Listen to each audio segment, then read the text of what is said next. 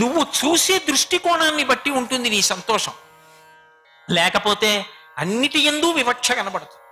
కాబట్టి ఇప్పుడు ఆ మనసుకి అటువంటి అధ్యవసాయం కలిగిందనుకోండి, భార్య చిట్ట చివర జ్ఞాపకం వచ్చిన పరమేశ్వర కృప, ఈశ్వర ఎంత మంచి భార్యనిచ్చావయ్యా, ఈ జన్మ తరించిపోయింది, ఎన్ని మంచి పనులు చేయించావు దాని రూపంలో పక్కనుండి, నువ్వే దాని రూపంలో పక్కనున్నావు, ఒక్కనాడు అడ్డు పెట్టలేదు ఈ మంచి పనికి, అన్ని మంచి పనులు చేయించావా నా పక్క నుండి ప్రోత్సహించి తండ్రి అని ఇప్పుడు భార్యని చూస్తున్నావు, కానీ ఆయన కరుణ స్మరిస్తున్నావు.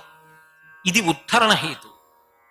కేవలము భోగముల యందు అనురక్తి పతనహేతు, తిరియక్కైపోతాడు. అందుకే ఆర్త చింత, చిట్ట చివర ఆర్తితో వెళ్ళిపోయిందనుకోండి ప్రాణం, తిరియక్కైపోతాడు. రౌద్ర చింత అని ఒక చింత. రౌద్ర చింత అంటే దీనికి ఎవరు అడ్డొచ్చారో వాళ్ళ మీద ఉంటుంది మనసు. మీరు బాగా పట్టుకోవాలి. రెండు కారణముల చేత అంటుకుంటుంది.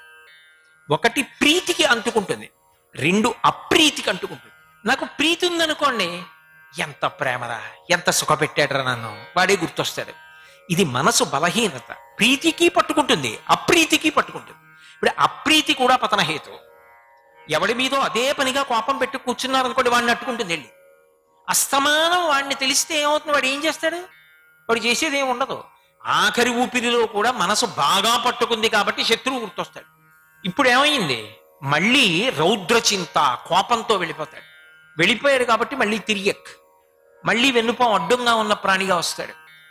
ధన్య చింత అని మూడవ చింతన ఉంటుంది. అంటే గురువుగారి పాదాల మీద, గురువుగారి గురించి, గురువుగారు చెప్పిన విషయాల గురించి, ఆయనతో కలిసి తిరిగి నేర్చుకున్న విషయాల గురించి, చేసిన మంచి పనుల గురించి, నేను ఇంకా ఎన్ని మంచి పనులు చేయొచ్చు, నేను ఇంకా ఏమేం చేయొచ్చు, నేను ఎప్పటికి ధ్యానం చేయగలను, నాకు ఎప్పటికి ఇంకా ఎన్నో విషయాలు తెలుస్తాయి, నాకు తెలుసున్నవి చాలా తక్కువే, ఎప్పటికి తెలుసుకుంటాను, ఇటువంటి ఆలోచనతో వెళ్ళిపోయాడు అనుకోండి, అటువంటి వాడు తరించడానికి వీలైన రీతిలో మళ్ళీ జన్మ పొందుతాడు. అంటే ఒక మహాపండితుడు కడుపున పుట్టి, పుట్టుకతోనే భక్తితో పుట్టి మళ్ళీ కర్మాచరణం మొదలుపెట్టి ఈశ్వరుడికి దగ్గరైపోతాడు. ఆఖరిది ఒకటి ఉంటుంది, శరీరం పడిపోతున్నా కూడా యోగము చేత శరీరము నేను కాదు అని తాను ఆత్మగా నిలబడి పడిపోతున్న శరీరాన్ని సాక్షిగా చూస్తూ ఉంటాడు. ఏదో ఈ వేలు నిప్పిడుతోందనుకోండి, ఇది నిప్పిడుతోందని తాను చూసి తెలుసుకుంటున్నట్టుగా సాక్షిగా ఉన్నట్టు, దీనికి ఆకలిస్తోందని తెలుసుకున్నట్టు, ఇందులో పదార్థం పడేస్తే ఇది దీనికి కడుపు నిండిందని తెలుసుకున్నట్టు, దీనికి దాహం వేస్తోందని తెలుసుకున్నట్టు, నీళ్లు పోస్తే దీనికి దాహం తీరిందని తెలుసుకున్నట్టు, ఇది పడిపోతోందని సాక్షిగా చూస్తాడు. చూస్తూ అది పడిపోతున్నప్పుడు కూడా సాక్షిగా ఉంటాడు, ఏమి బెసకడం, ఉద్విగ్నతను పొందడు. అలా నిలబడగలిగితే అది చిట్ట చివరి చింత, శుక్ల చింత అంటారు, మోక్షమును పొందుతాడు. ఇందులో మీరు బాగా గుర్తుపెట్టుకోవలసింది ఏమిటంటే, ఒకవేళ మన ఇంద్రియములను మనం నిగ్రహించుకోలేక అమ్మా అని ఒక్కసారి చెంగాలమ్మని పిలిచామనుకోండి, ఆ తల్లి జోక్యం చేసుకుని భగవంతుడి వైపుకి తిప్పుతుంది. అది సగం శంకరుణ్ణి చూపించడం అన్న మాటకు అర్థం. ఈ మార్పుని ఎరుపు చేత సంకేతిస్తారు. తత్వత ఎరుపు అన్నానే, ఆ ఎరుపుకి అర్థం అది. అందుకే చెంగాలమ్మ తల్లి దగ్గరికి వెళ్ళి పూజ చేస్తున్నా నల్లగా ఉన్న రూపం గురించే ధ్యాన శ్లోకం చెప్పాలనేం లేదు. అరుణాం కరుణా తరంగితాక్షిం ధృత పాశాంకుశ పుష్పబాణ చాపాం అనొచ్చు. ఎందుకని అంటే ఆమె యొక్క తత్వము ఎరుపు.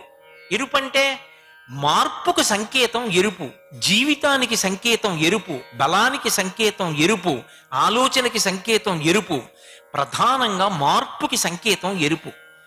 చీకటి పోయి పగలొస్తోందనుకోండి, వెలుతురు వచ్చే ముందు పూర్వ సంధ్య ఎరుపు వస్తుంది, అరుణోదయం అంటారు, ముందు ఎరుపు వస్తుంది. మాధ్యాహ్నిక సంధ్య, సూర్యుడు నడినెత్తి మీదకి వస్తున్నాడు అనుకోండి, ఒక లేత జేగురు రంగు ఎరుపు వస్తుంది. పడమట సంధ్య, ఉత్తర సంధ్యలో సూర్యుడు దిగిపోతున్నాడు అనుకోండి, పగలు వెళ్ళిపోయి రాత్రి వచ్చే ముందు మళ్ళీ పడమట అరుణకాంతులు వస్తాయి, మళ్ళీ ఎరుపు. మార్పునకు సంకేతం ఎరుపు. ఇంతకాలం కొన్ని కోట్ల జన్మలు ఇంద్రియముల యొక్క సుఖములను మాత్రమే మార్చి మార్చి మార్చి మార్చి అనుభవించడానికి అలవాటు పడిపోయినటువంటి జీవుడు ఏ జన్మలో ఉండనివ్వండి, కొంతసేపు కంటితో సుఖం, కొంతసేపు ముక్కుతో సుఖం, కొంతసేపు చెవితో సుఖం, కొంతసేపు నాలుగుతో సుఖం, కొంతసేపు చర్మంతో సుఖం, ఇవి కొన్ని వేల సంవత్సరముల నుంచి అనుభవిస్తున్నాడు. శరీరం మారిందంతే, కానీ చేస్తున్న పని మాత్రం ఇంతే. ఈ 5 ఇంద్రియములతో సుఖం, 3 అవస్థలు. ఇంద్రియాలతో తెలివిగా ఉంటే జాగ్రత్త, కల కంటే స్వప్నం, 3వది గాఢ నిద్రపోతే సుషుప్తి. ఈ 3 అవస్థలలోనే తిరుగుతున్నాడు. సర్వం శ్రీ ఉమామహేశ్వర పరబ్రహ్మార్పణమస్తు. స్వస్తి.